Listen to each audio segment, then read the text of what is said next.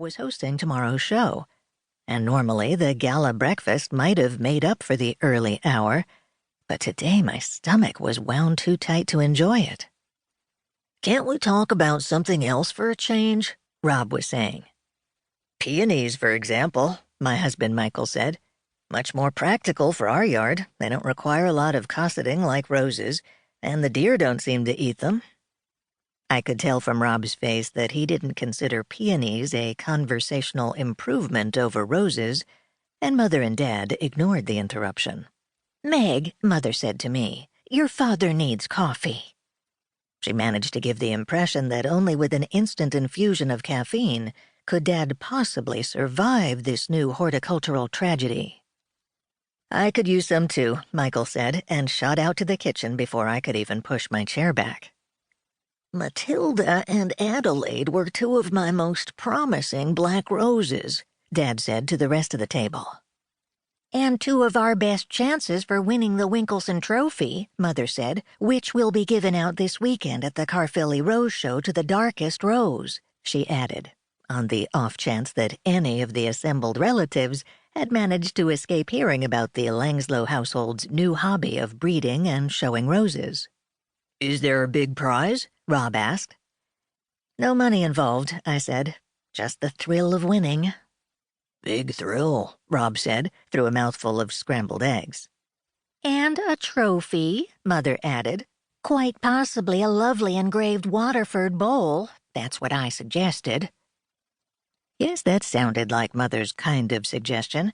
She was a confirmed human magpie, easily seduced by anything that glittered, and a sucker for anything that had ever come out of the Waterford factory. "Well, if the winning rose is bred by the exhibitor, there's always a remote possibility that a commercial rose company might want to buy it," Dad said.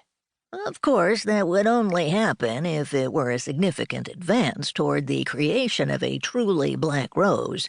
All the big commercial breeders have their own black rose breeding programs." "And ridiculous programs to begin with," put in my grandfather. "A genuinely black rose is a scientific impossibility."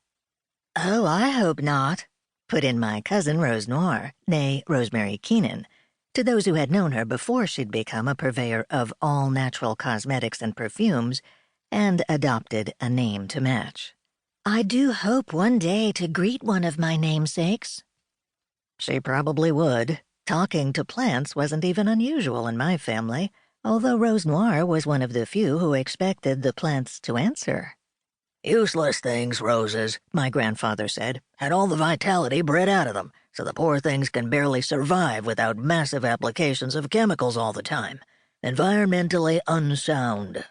A typical reaction from my grandfather, Dr. Montgomery Blake, the world-famous zoologist and environmental activist.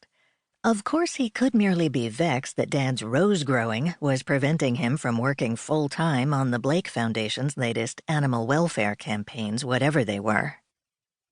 "Getting back to Matilda and Deirdre," I said. "Adelaide," Dad corrected. "Sorry," I said. "It's no wonder I didn't recognize the names. Last time I got an update on your rose-breeding program, you were just referring to them by numbers." "But that's so dehumanizing," Rose Noir exclaimed. You mean deflowering?" Rob asked with a snigger. "How can you expect a living creature to thrive when all it has is a number, not a name?" Rose Noir went on. "That's why we decided to name them," Mother said. "Unofficially, of course," Dad added. "I haven't yet registered them with the ARS. Officially, Matilda is L2005-0013. But we're going to name them all after family members," Mother said. "No shortage of names there," Dr. Blake muttered.